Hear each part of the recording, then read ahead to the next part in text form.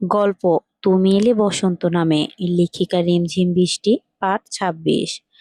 আপনারা সাবস্ক্রাইব করে গল্প দেখছেন না কেন? চুপি চুপি দেখছেন? সাবস্ক্রাইব করুন প্লিজ। আমার চ্যানেলটা নতুন। আপনার একটা লাইক, কমেন্ট, সাবস্ক্রাইব আমার পাঠক বাড়াতে খুব হেল্প করবে। Subscribe please. কি রে ইভান, এত সকাল সকাল কোথায় যাস? ছোট মা, একটু কলেজে যাব। ওখান ওখানকার স্যার ডেকেছে আমাদের। সুমনা সোফায় বসে কাপড় ভাঁজ করতে করতে বলল, তার মানে তুই সাবাহার কলেজে যাচ্ছিস? ইভান জুতা পরতে পরতে বলল, হ্যাঁ, কেন ছোট মা? সাবাহা কলেজে যায়নি আজ? গিয়েছে।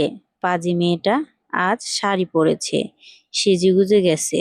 সব বান্ধবীরা মিলে নাকি কলেজের পাশে একটু ঘোরাঘুরি সময় কাটাবে, তাই একটু দেখিস তো। দেখা হলে শাসিয়ে আসিস, যেন কোথাও ছোটাছুটি না করে। ইভান ঠাস করে পাশে বসে পড়ল, গম্ভীর কণ্ঠে বলল, তুমি ওকে যেতে দিলে কিভাবে ছোট মা?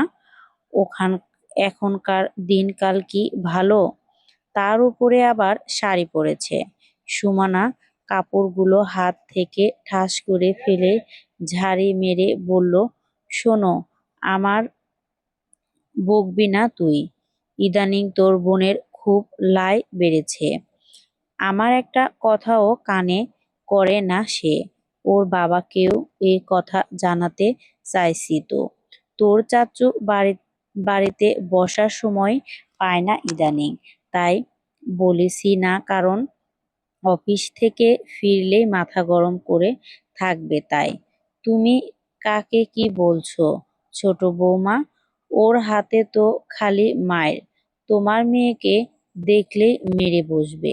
বলতে বলতে আয়শা চৌধুরী এগিয়ে আসতেই ইভান উঠে বের হতে হতে বলল, খ্যাঁক খ্যাঁক করো জন্যই মাথার বুদ্ধিটা খ্যাঁক খ্যাঁক করে গেছে বলেই বেরিয়ে গেল।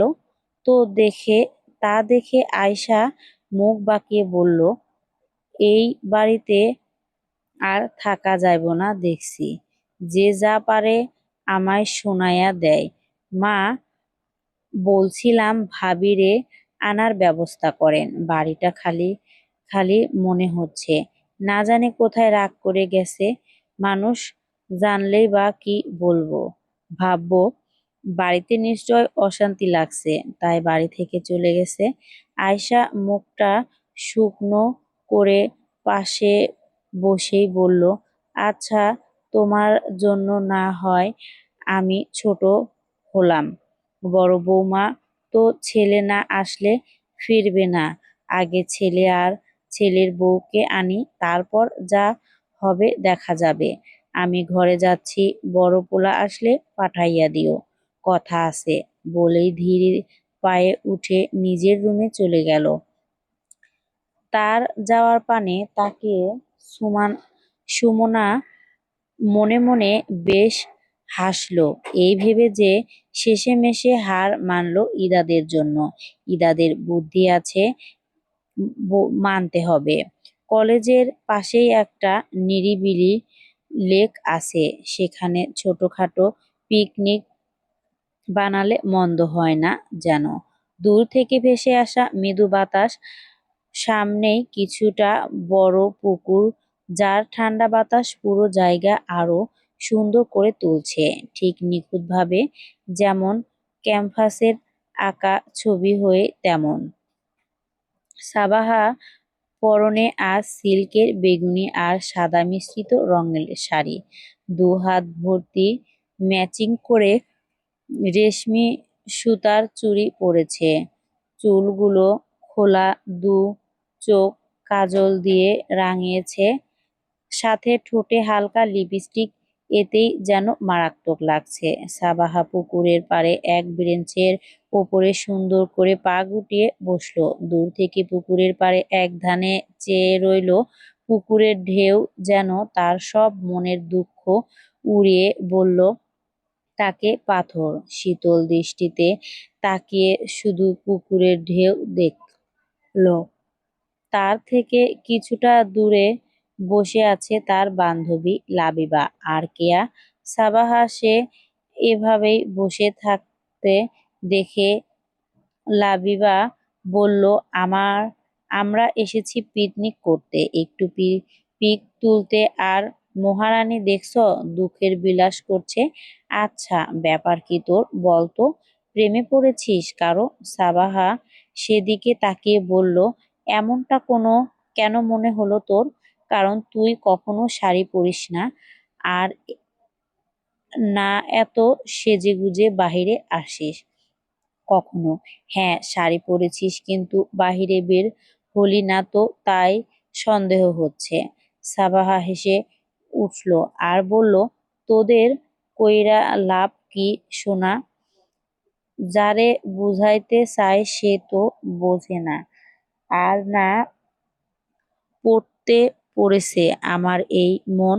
কেয়া লাবিবার কাঁধে হাত রেখে হতাশা সুরে গাইল, আহারে বান্ধবী, মনে হয় একদম সেই হারে প্রেমের পুকুরে ডুব দিয়েছিস। মেয়ে দুটো আরো কিছু বলতে যাবে, তার আগেই পিছনে একজনকে দেখে চুপ মেরে গেল। সাবাহা দুজনকে চুপ থাকতে দেখে ব্রেন্সের সাথে হাত ঠেকিয়ে মুখে হাত দিয়ে বলল, তোরা চলে যা, আমি এখানেই থাকবো আজ। তুই কি করবি এখানে বসে বসে, পুকুরের পানে গুনবি? চেনা কণ্ঠস্বর শুনেই সাবাহা চট করে পাশে ফিরে দেখলো ইভান। ডান দিকে ঘুরে দেখলো তার বান্ধবীগুলো কিছুটা দূরে সরে গিয়ে ছবি তুলছে। ফের বাম সাইডে ফিরল ইভান। দেখো যেন এবার তার পিলে চমকে উঠল, পা দুটো নামিয়ে পিঠ পিটিয়ে তাকিয়ে বলল, আপনি এখানে কি করছেন ইভান ভাই? সাবাহার মুখ দেখে ইভান যেন পড়তে পড়তে পড়ল না, গিয়ে ধাক্কা খেলো ব্রেন্সের সাথে পিঠ ঠেকিয়ে বসে বলল, কি রে কালি, এইসব কি সেজেছিস তুই? একেই তো পচকে, তার উপরে পরেছিস শাড়ি, আর তোকে চোখ দুটো সাথে এক পেয়ারি লালের মিল পাচ্ছিস। ইস, মারাত্মক লেভেল। বললেই চোখ দুটো বন্ধ করে নিল। তা দেখে সাবাহা মাথা কিছুটা সরিয়ে এনে বলল, কার মতো লাগছে ইভান ভাইয়া? ইভান নিজের মুখ বুকে হাত রেখে চোখ খুলে উৎফুল্ল কণ্ঠে বলল, পুরো গরু দুটো চোখের মতো। ইস। সাবাহা রেগে সামনে ঘুরে তাকালো, সে আর তাকালো তার দিকে। একটু কি প্রশংসা করতে পারে না সে? এমন করে সাবাহা গলা ফুলিয়ে বলল, এই জন্য আপনার উপরে ভীষণ রাগ হয়? এক সেকেন্ডের জন্যও আপনি আমার প্রশংসা করেন না ইভান ভাইয়া? ইভান সাবাহার রাগ দেখে হেসে উঠল আর বলল, তুই শেরোয়া গাছের পেত্নী, তোর আর কি প্রশংসা করব? বসবি প্রশংসা করলে, আবার যদি ঘাড়ে চেপে বসিস যাস। সাবাহা জবাব দিল না, পুকুরের দিকে এক ধ্যানে চেয়ে রইল। তা দেখে ইভান সামনে তাকিয়ে বলল, পুকুরের দিকে তাকিয়ে কি এত চিন্তা করছিস? সাবাহা ভাবনা হয়ে ঠোঁটে উল্টালো আর বলল, ভীষণ অভাবে ভুগছি ইভান ভাইয়া। ইভানের ভুরু কুঁচকে গেল। ব্রেঞ্চের উপরে মাথা কাত করে সাবাহার মুখের দিকে তাকিয়ে বলল, তা কিসের অভাব শুনি? প্রেমের অভাবে পড়েছি। মন চাচ্ছে প্রেমের সাগরে ডুবে মরি, কিন্তু মরার সঙ্গী পাচ্ছি না। হবেন আমার সাথী? সাবাহার কথায় ইভান মুখে ছিটকে বলল, না ভাই, এখনো বিয়ে করিনি, বাচ্চা কাচ্চার মুখ দেখিনি, জামাই বৌমার মুখ দেখিনি, আগেই মরতে চায় না। আইছে আমার জামাই বৌমার মুখ দেখতে কি শখ। নিজে করলো না বিয়ে, উনি আগে তার বাচ্চা ও বাচ্চার সাথে ভাবছে ঢং।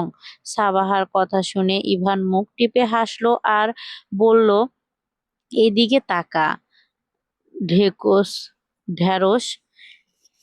কেন তাকাবো? আবার ছাগলের রূপ খুঁজবে বুঝি? ইভান হাত এগিয়ে সাবাহার থুতনি চেপে নিজের দিকে করলো। সাবাহা দৃষ্টি নরম হলো, সব রাগ ভুলে পানি হয়ে গেল। ইভানের হাতখানা ধরে দুলাতে দুলাতে মিষ্টি হেসে বায়না করলো, আমার ইভান ভাইয়া কত ভালো, একটু দেন না ছবি তুলে। ইভানের ভাব নিয়ে ক্যামেরাটা নিয়ে উল্টা দিকে ঘুরে বলল, তোর তো ভালোই চাই না, তাহলে পিক তুলে দিব কেন?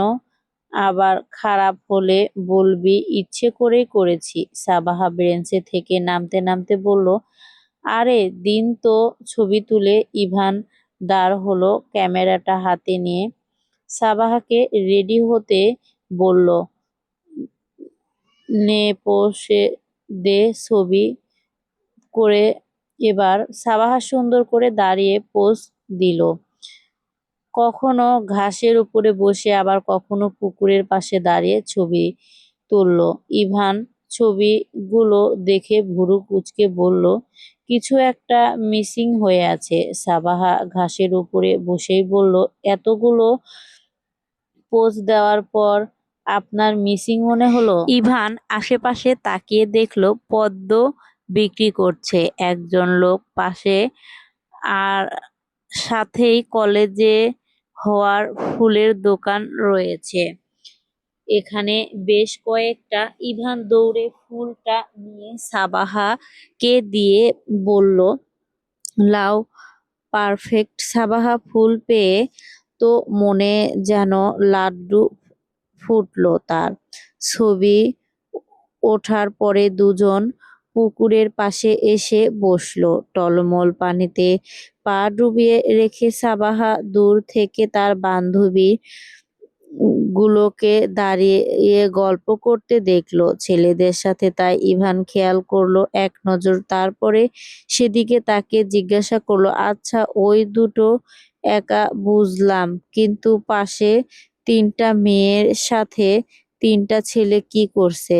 সাবাহা সেদিকে তাকিয়ে একবার শুকনো ঢেক গিলল, ইভানের দিকে তাকিয়ে বলল, আরে ওরা তো আমাদের সাথেই আসেনি, আমার সাথে এই দুজন এসেছে শুধু।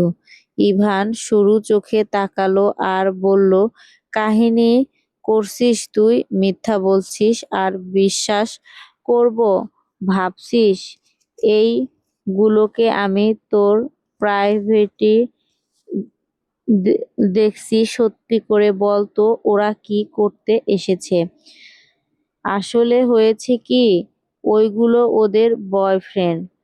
আমার ঠিক জানা মতে ওরা আসবে কি, আমরা তিনজন কিন্তু একসাথে আছি ওদের কাছে। যা, বাকি কথা বলার আগে ইভান পুকুরের পানিতে হাত ডুবিয়ে পানি তুলে সাবাহার মুখে দিল। এক হাতে সাবাহা ঘাড় চেপে ধরে তার মুখের সব শ্বাস ধুয়ে দিল। সাবাহা রেগে চেঁচিয়ে উঠল, ছাড়ুন, কি করছেন আপনি? ইভান সব ধুয়ে সরে এসে বলল, ঠিক করেছি, বাড়ি ফিরবি আমার সাথে এখনই, নয়তো ছোট মাকে বলে দিব তুই বয়ফ্রেন্ডের সাথে দেখা করতে এসেছিস। যান গিয়ে বলেন। তখন আমি বলবো যে ইভান ভাই আমার সেই বয়ফ্রেন্ড। বলেই মুখ বাঁকালো তো দেখে ইভান স্থির হয়ে সেখানেই দাঁড়িয়ে পড়ল। রাগে সেখানেই দাঁতে দাঁত চেপে রইল। আচ্ছা আপনি জানেন কি করে আমি এখানে, আর আপনি বা এখানে কেন? তোর আম্মু বলেছে।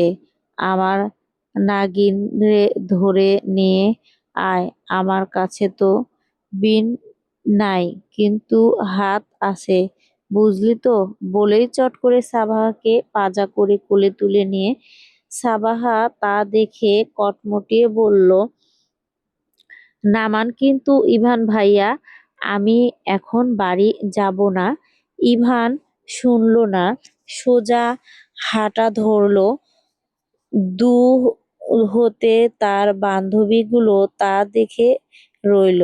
শুধু ইভান সোজা বাইকের সামনে এসে তাকে দাঁড় করিয়ে নিজের বসে বলল, জলদি উঠবে, নয়তো বাইক দিয়ে চাপা মেরে চ্যাপ্টা বানিয়ে ফেললে রেখে যাবে। সাবাহা বাইকে উঠে ইভানের গলা টেনে ধরে বলল, বাড়িতে চলুন আগে, তারপরে বলছি মজা। স্যার কানি সাবাহা ছেড়ে দিতেই দুজনের বাড়ির দিকে চলে গেল।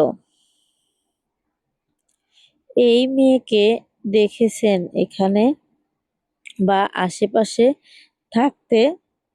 লোকটির ফোনে থাকা সাদা থ্রি পিস পরা মেয়েটার ছবিটা এক নজর দেখে বলল, না ভাই দেখি নাই। তরুণীটি লোকটির কথায় আর দাঁড়ালো না। সামনে হাঁটা ধরতেই দেখা হলো তার ক্লাসমেটের ছোট বোনের সাথে। মেয়েটি এগিয়ে এসে বলল, আরে আপনি রাইসা আপির ফ্রেন্ড তাই না ভাইয়া? ছেলেটা প্রথমে চিনতে অসুবিধা হলো, পরক্ষণেই চিনতে পেরে মৃদু হেসে বলল, হ্যাঁ কি খবর তোমার আর তোমার আপুর? মেয়েটা ক্ষীণ হেসে বলল, আপুর তো বাচ্চা কাচ্চা সামলাতেই দিন যাচ্ছে, আর আমি এই তো ভার্সিটিতে উঠবো ভাইয়া, দোয়া করবেন অবশ্যই। মেয়েটি ছেলেটার ঘাম জড়ানো শার্ট আর মুখের দিকে তাকিয়ে বলল, কোথায় গিয়েছিলেন ভাইয়া, এত ঘেমেছেন কেন? তেমন কিছু না, এসেছি একজনের খোঁজে। ছেলেটার কথায় মেয়েটা বলল, তা পেয়েছেন তাকে?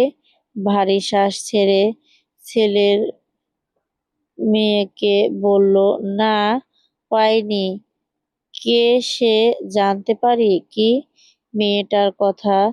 ছেলেটার ভুরু কুঁচকে এক নজর তাকিয়ে কিছু একটা ভেবে ফোনটা হাতের সামনে ধরে বলল, এই মেয়েটার খোঁজ আসছিল। আ- মেয়েদের ফোনের স্ক্রিনে কয়েক সেকেন্ড ধক করে থেকে তাকিয়ে বলল, কোথাও যেন দেখেছি ওনাকে, কেমন যেন চেনা চেনা লাগছে। মেয়েটার কথা ছেলেটার বুকে ধরফরিয়ে উঠল। কিছুটা উৎফুল্ল কণ্ঠে বলল, আর একটু ভালো মনে করে দেখ তো। মেয়েটা ততক্ষণে তার গলায় বলল, আরে এখানে তো আমি একটা ক্যাফেতে দেখেছি, সাথে বাচ্চা ছিল, আর একটা ছেলেও ছিল বোধহয়, ওনার হাজবেন্ড হবে। হাজবেন্ডের কথা শুনতেই ছেলেটা চমকালো আর বলল, আরে না, ও বিয়ে করবে কেন? একটু বলবে কেন? ক্যাফেতে দেখেছি তাকে, এই বাম সাইডের গলিতে গিয়ে দেখলে টক আউটের সামনে এক ক্যাফে হাউস আছে। মেয়েটার কথায় আর দাঁড়ালো না, ছুটলো সেদিকে। সে যদি বিয়ে করে থাকে তাহলে তার বাবা মা তাকে বলে নি কেন? ছোট ছেলেটা বিড়বিড় করে নিজের সান্ত্বনা দিতে লাগলো, যেন না আমার ফারিসার বিয়ে করেনি এখনো। গাড়িতেই খাবার শেষ করে ইয়াশ ইদাদের পাশে বসে আছে। ইদাদ ল্যাপটপে কাজ করছে, ফারিসা পাশের রুমেই বসে আছে। ইয়াশ ইদাদের কাছে করতে দেখে বলল, তুমি কিন্তু আমায় গালি দেখতে নিয়ে যাবে বলেছ। ছেলের এখনো রাতের কথা মনে আছে তার, ভেবে ইদাত ইয়াসের গলা টেনে বলল, আচ্ছা যাব, বিকেল হোক আগে। মিলাত এই রাস্তায় একটু কুকুর আছে, তুমি কি ভয় পাও কুকুর দেখে? ইদাদের এমন কথায় ইদাত সূক্ষ্ম হেসে ল্যাপটপটা সরিয়ে বলল, অনেক ভয় পাই বাবা। ভুলও তুমিও ভয় পাও?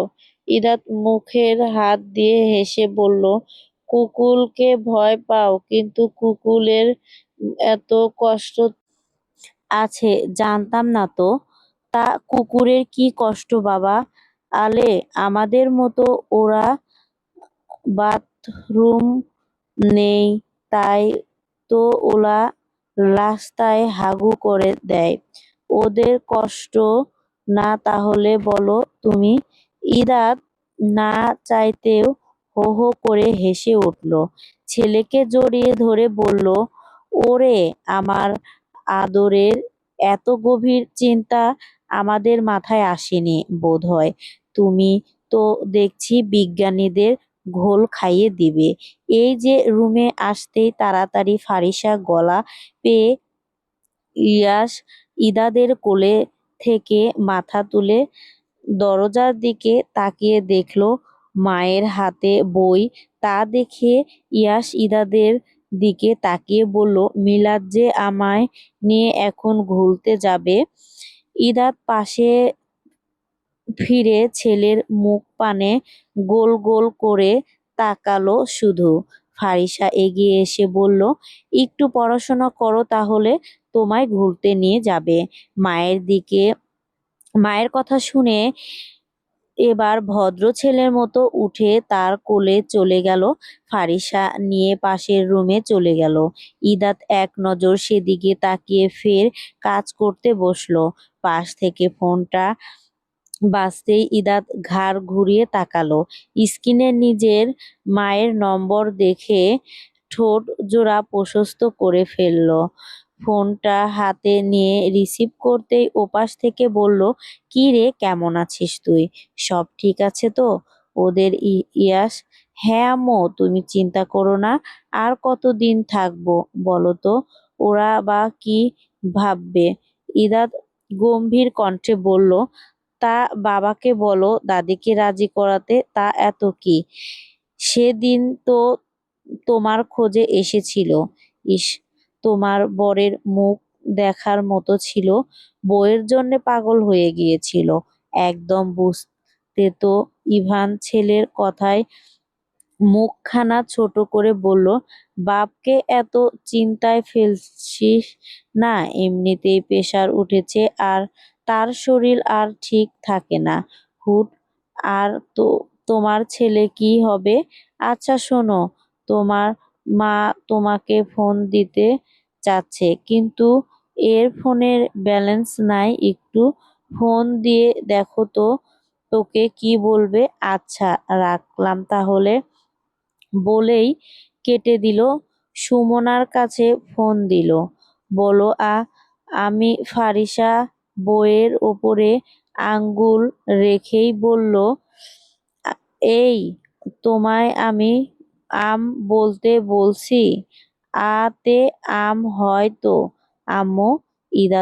ইয়াসের কথা শুনে ফারিসা বলল, তা তো হয়। আচ্ছা তারপর বলো হ্রস্বই। আম্মু কেমন গন্ডগোল বলে হচ্ছে বলেই নাক ধরল। ছেলের কথায় ফারিসা স্কুলটা নিতেই মুগ্ধ হেসে বলল, নিচতলায় বোধহয় কেউ ইলিশ মাছ রান্না করছে, ভালো গন্ধ, নাক ছেড়ে দাও। ইস। ছেলের কথায় ফারিসা কয়েক সেকেন্ড চুপ থেকে বলল, নাও তো পড়ো এবার। বলো। ইয়াস বাহিরে দিকে তাকিয়ে নিচে মাছের ছবি দেখে বলল, আম্মু এই কি হবে? ইলিশ হবে বাবা। ইয়াস আরেকটু বইয়ের কাছে ঝুঁকে এসে গোল গোল চোখে তাকিয়ে বলল, আম্মু আমি ইলিশ খাবো। ফারিসা বইয়ের পাতা চট করে উল্টে ফেলে আর বলল, আচ্ছা খেয়েও, রাতে দিব। এখন কবিতা বলো তো। মায়ের কথা শুনে হাসি মুখে কবিতা পড়তে শুরু করলো। পড়া শেষ হতেই ইয়াস রেডি হয়ে ইদাদের সঙ্গে ঘুরতে বের হলো। বাড়ি থেকে কয়েক মিনিটের রাস্তা পেরুলেই একটা খেলার মাঠ। সেখানে বিকেল হলেই সবাই খেলাধুলা করে। দূর হতে মাঠের পাশে দিয়ে রাস্তা এগিয়ে, সেখান দিয়ে গাড়িও যাতায়াত করে। মাঠে ঘুরতে ঘুরতে ইয়াস ইদাদেরকে বলল, মিলাদ, আজ আপর গালি দেখবো। আম্মু বলছে লাতে ইলিশ দিবে। ইয়াস ঘাসের উপরে বসে পাশে ইয়াসের বসে বলল, তাই নাকি, আচ্ছা তাড়াতাড়ি চলে যাব। তোমার কি ইলিশ ভালো লাগে? হুম, সুস্বাদ দেখতে ইলিশ। চলবে। কেমন লাগলো গল্পটা অবশ্যই কমেন্টে জানাবেন।